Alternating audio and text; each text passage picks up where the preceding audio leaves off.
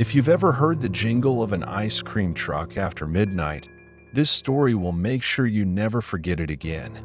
This is The Ice Cream Man, a psychological horror tale rooted in urban legend and childhood trauma.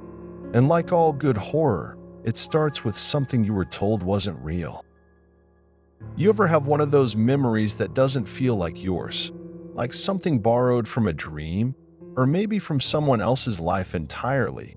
That's how this all started for me. With a memory that kept creeping back into my head, one I thought I'd buried a long time ago. I didn't ask for it to come back. But sometimes, the past doesn't care whether you're ready or not. It all began with a news article. Just a headline. Really, something I would have scrolled past on any other day. Local boy missing in Red Pines. Search continues into third night. That name, Red Pines, stopped me cold. It's not the kind of place that pops up on national news. Hell, most people don't even know it exists. It's just a dot on the map in upstate New York, tucked between pine forest and forgotten railroad tracks. Nothing ever happens there. Nothing ever should happen there. But when I saw that name, I swear I could hear the music. You know the kind I'm talking about. That little jingle ice cream trucks always play. Those tinny music box melodies meant to be cheerful. But this one always sounded off. Like it had been slowed down, warped, like a cassette tape left in the sun too long. Even now, if I close my eyes, I can hear it floating through the air, barely above a whisper. Do. When I was a kid, we were told not to go outside after dark. Not by our parents. They didn't believe in that kind of thing. It was other kids who told us. The ones with older brothers or cousins who remembered.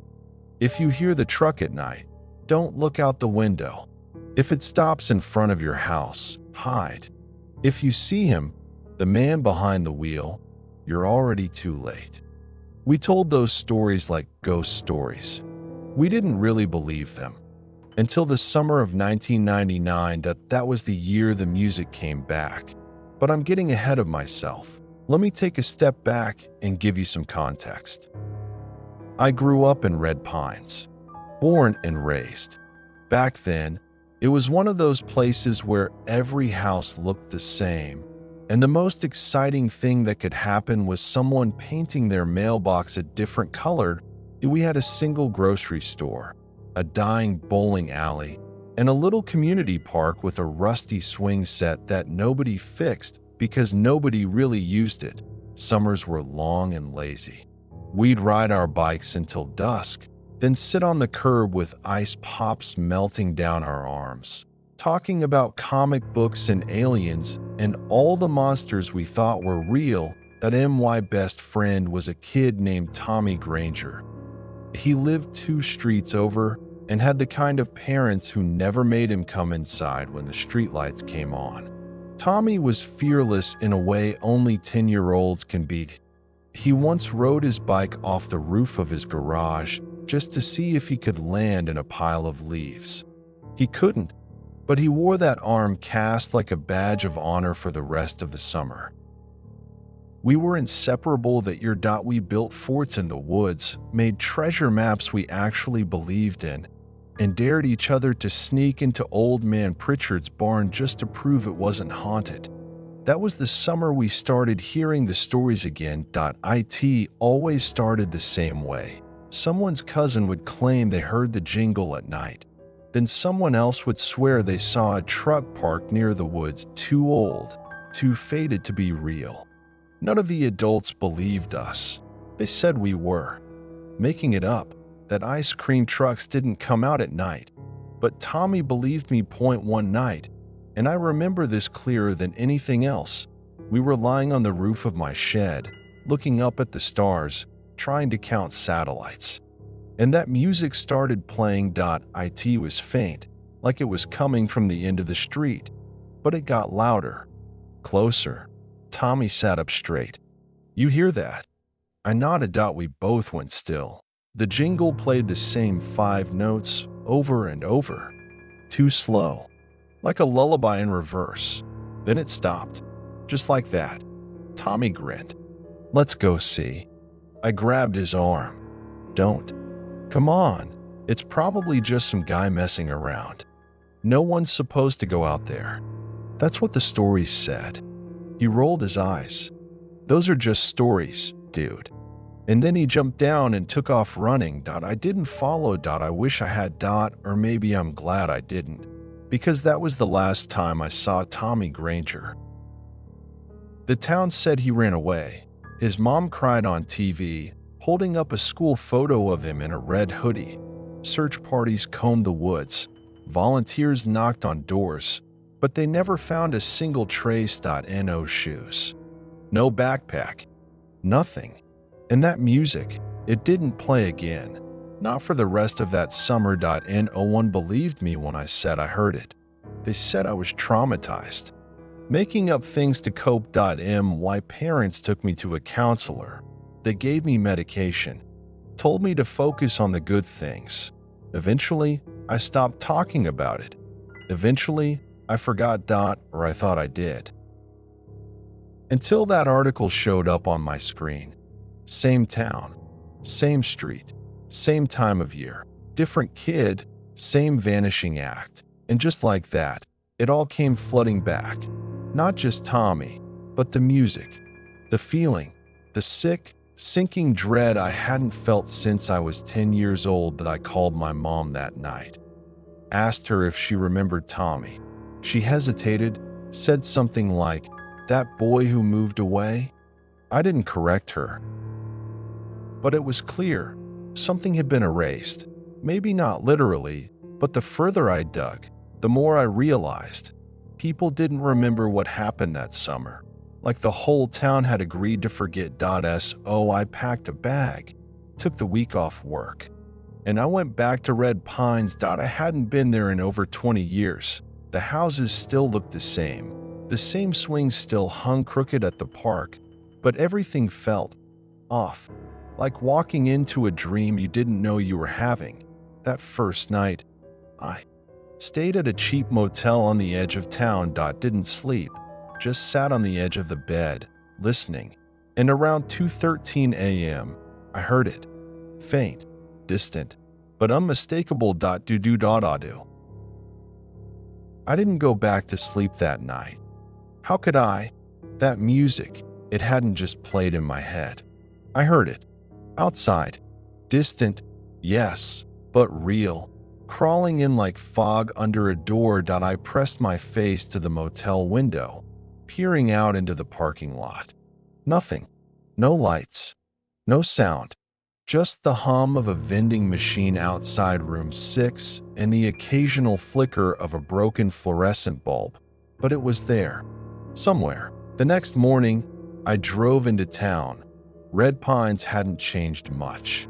It was still small, still quiet. The grocery store was now a gas station with a subway attached to it. Pritchard's barn was gone, burned down, apparently. And Tommy Granger's house, it was still there. Still beige with brown shutters. But it was empty. Boarded up windows. Overgrown lawn. I parked across the street and just stared. Funny how some houses carry ghosts in the wood. No one had lived there for years. That much was clear. But when I got closer, I saw something scratched into the mailbox. Post .3 letters, carved deep into the paint. Rennie didn't take that as an invitation, but I knew I couldn't leave it alone either. That afternoon, I visited the local library. It smelled like mildew and old carpet, and the librarian looked like she'd been there since the Cold War. I asked about old newspapers. She pointed me to a microfilm machine that hadn't been used in a decade. It took me 2 hours to find what I was looking for. Boy still missing after 11 days, July 1999, there was Tommy's picture, printed in black and white. Same red hoodie. Same crooked smile. I scanned the article. The search party. The police statements. But then I noticed something strange. At the very bottom, in small print, almost like a footnote. Another disappearance marks the fifth in a string of unsolved cases dating back to 1973. Fifth, I pulled older records. Each year, during summer, each case eerily similar. A child vanished without a trace, always in July, always in Red Pines, and no one ever mentioned more than one case at a time, as if each was a freak occurrence, a fluke. But the pattern was right there. Point 5 missing, then nothing for 9 years, then Tommy, then silence again, until now. That made 7. That night, I drove out to the edge of the woods behind Tommy's old house. It was the place we used to ride our bikes, build forts, climb trees too tall for our little arms. It was also the place he ran into. I hadn't been back since. The trail was barely visible, overgrown and tangled with roots, but I followed it. After maybe 10 minutes of walking, I saw something hanging from a tree. It was a paper cup. Faded, crumpled, the kind you'd get from a cheap ice cream cone, still stuck on a broken branch. Farther in, I found more. A discarded plastic spoon. A broken popsicle stick. A damp, sun-bleached sticker of a smiling cartoon cone. None of it should have been there. This wasn't a place kids came anymore. It was too far off trail, too hidden, but something had been through here recently. Then I found the truck. Not the whole thing, just part of it.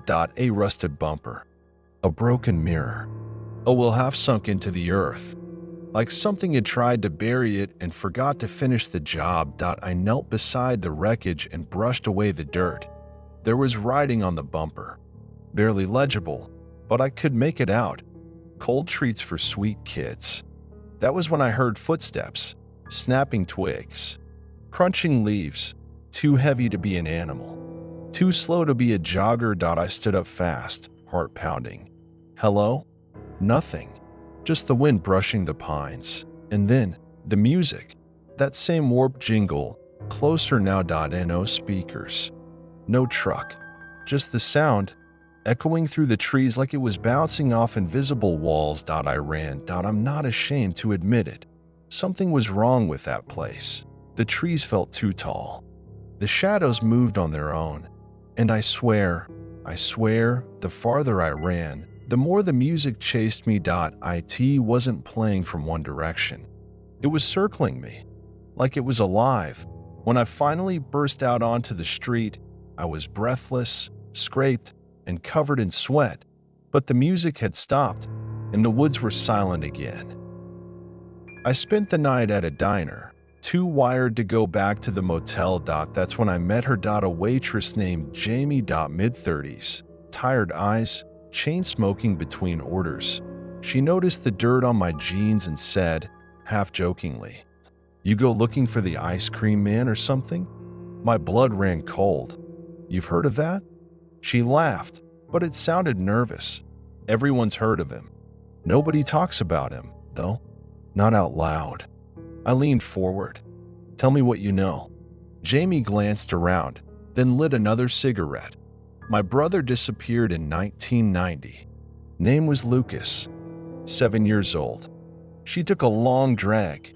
They said he ran off. Maybe fell in the river. But I heard the music that night. Woke me up. I was 12. I looked out the window and saw the truck." She stared at the ashtray. It didn't have headlights. It just kind of glowed, like moonlight on a car that wasn't really there. I nodded slowly. "Did you tell anyone?" "Of course. My mom slapped me. Said I was dreaming. Said I was making it worse." We sat in silence for a long time. Then I asked her the question I'd been avoiding. "Do you think he's still out there?" Jamie didn't answer right away. When she finally looked up, her face was pale. "He never left." I'm writing this now from my motel room, because I don't know how much longer I'll be able to stay. I've seen the truck. Not just heard it. It was parked outside the gas station when I went for coffee this morning. Only for a second. It blinked, in and out, like a mirage. but the side of it was covered in kid-sized handprints, all smudged in chocolate, and something darker. I think it knows I'm looking, that I think it remembers me. And worst of all, I think I'm starting to remember it. Not just from that night with Tommy. No, from before, from years before. Another time I heard the music. Another time someone went missing. Someone close. Someone I might have forgotten. Or someone I was made to forget. I didn't leave Red Pines the next day. I told myself I should. I packed my bag. I even checked out of the motel, but I didn't drive away. Instead, I sat in the parking lot with the engine running, staring out the windshield like something would stop me if I tried to cross the county line. Something inside me, because the truth was, by then, I didn't just want answers. I needed them, and not just for Tommy. There was something scratching at the inside of my head. A name I couldn't remember. A voice I hadn't heard in decades, but somehow knew as well as my own. I didn't remember having a sister, but I did.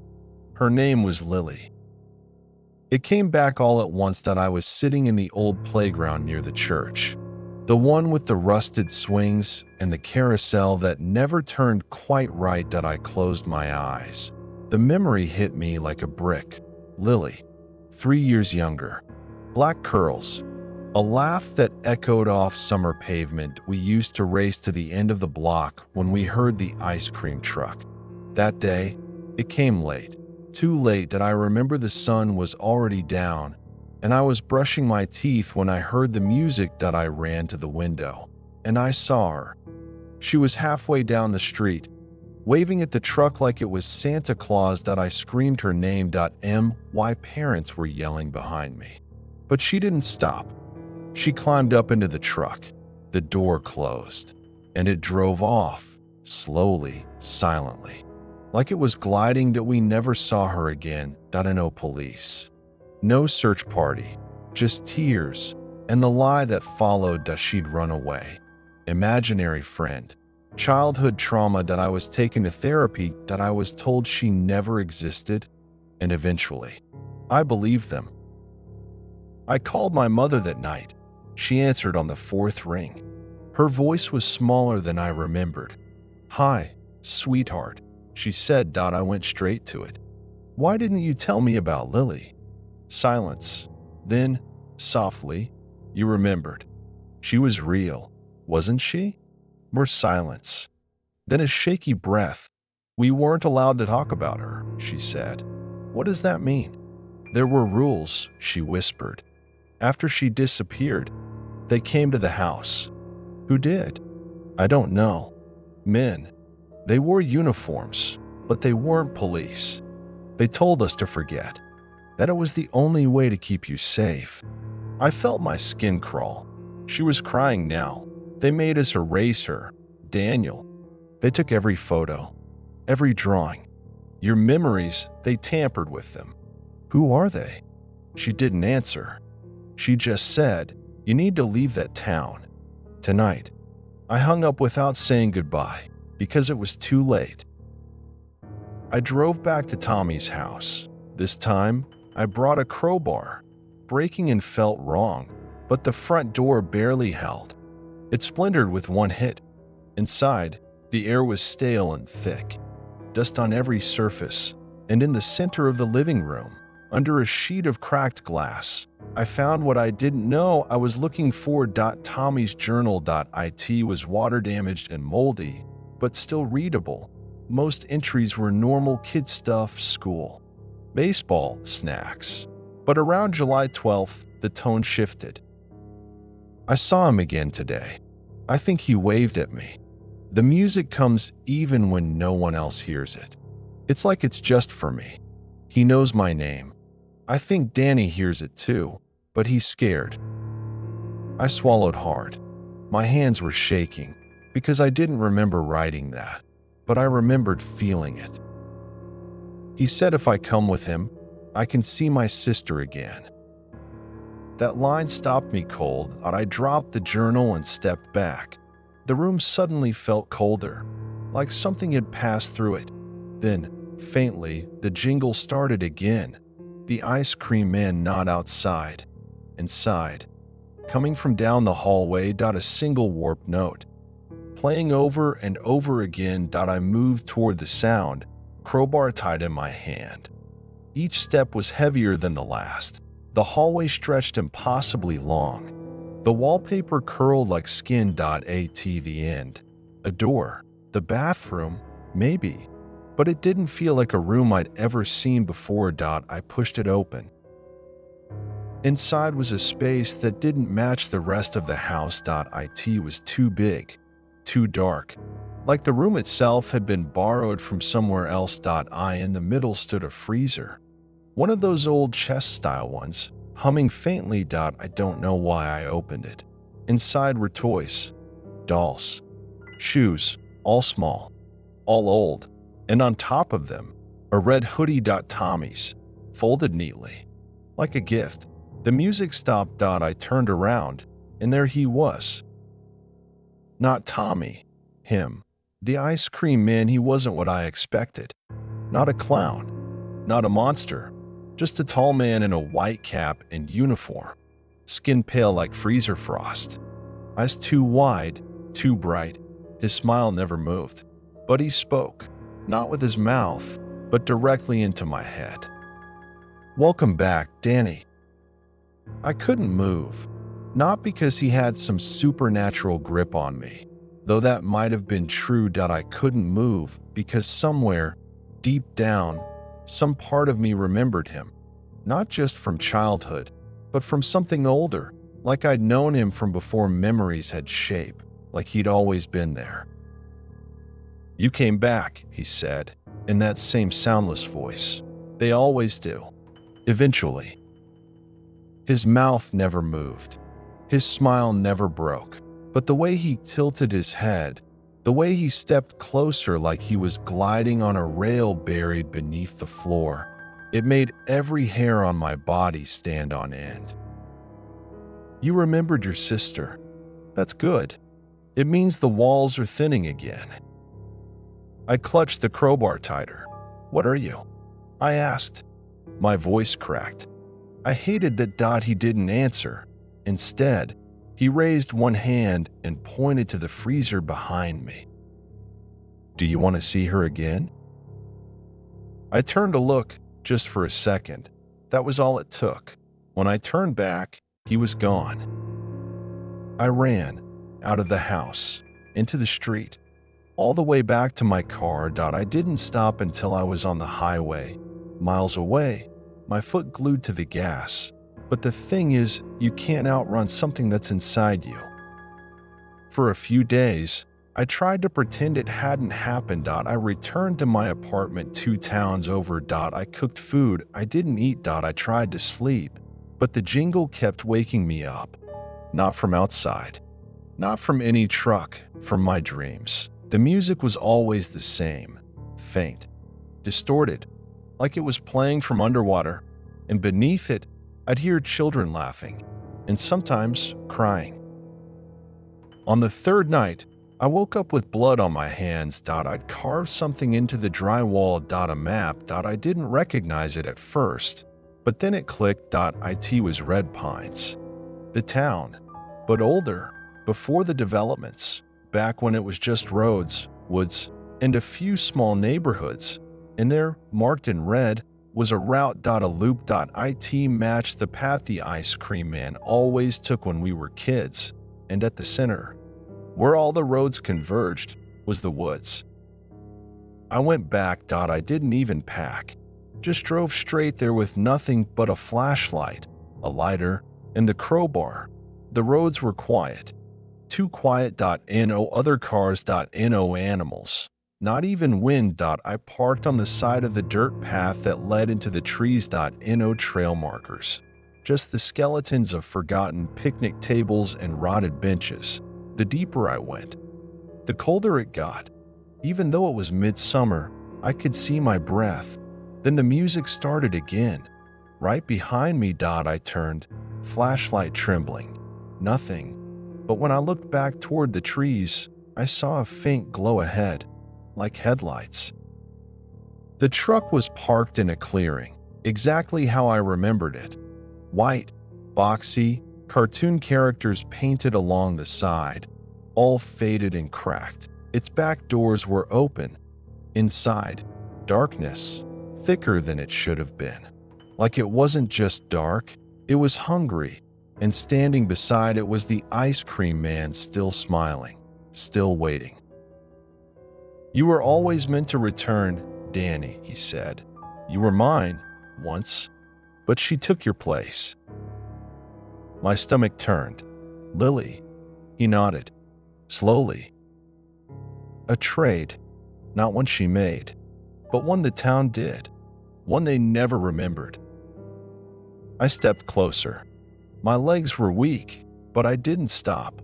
"You took her instead of me," I whispered. He didn't reply, because he didn't have to. I already knew the answer. The ice cream man pointed toward the truck. "One door, one memory. That's all it takes." I looked into the darkness. It didn't feel like shadow. It felt like void. And in it, I saw flashes, not sights, feelings, warm summer nights, melting popsicles. My sister's laugh. My father's voice, all tangled with something colder. A looping jingle. A pale hand. The smell of freezer burn. I stepped back. "What happens if I go in? You remember everything, even the parts you begged to forget." I almost walked away, almost, but then I heard her. "Danny," a whisper. From inside the truck. I dropped the crowbar, took a breath, and stepped through. It wasn't a truck, not inside. It was a place. An endless hallway of white tiles and freezer doors, each one humming, each one labeled with names I recognized. Children from the town, all the ones who'd gone missing over the decades, all the ones they said moved away or ran off or never existed at all. Each door was a memory. Each memory was a prison. And somewhere, one of them was Lily's. I walked for what felt like hours. Or seconds. Time didn't work here. Finally, I saw it. Her name, scratched into the metal. Lily M. I opened the door. She was there, sitting on the floor, knees to her chest. Her eyes met mine, and for the first time in 30 years, I remembered what it felt like to be whole. "Danny?" she whispered. I nodded, tears burning down my cheeks. I came back. She stood slowly, uncertain. "I've been waiting so long," she said. I held out my hand. She took it, and suddenly the whole world shook. Sirens, screaming metal. The hallway began to collapse around us.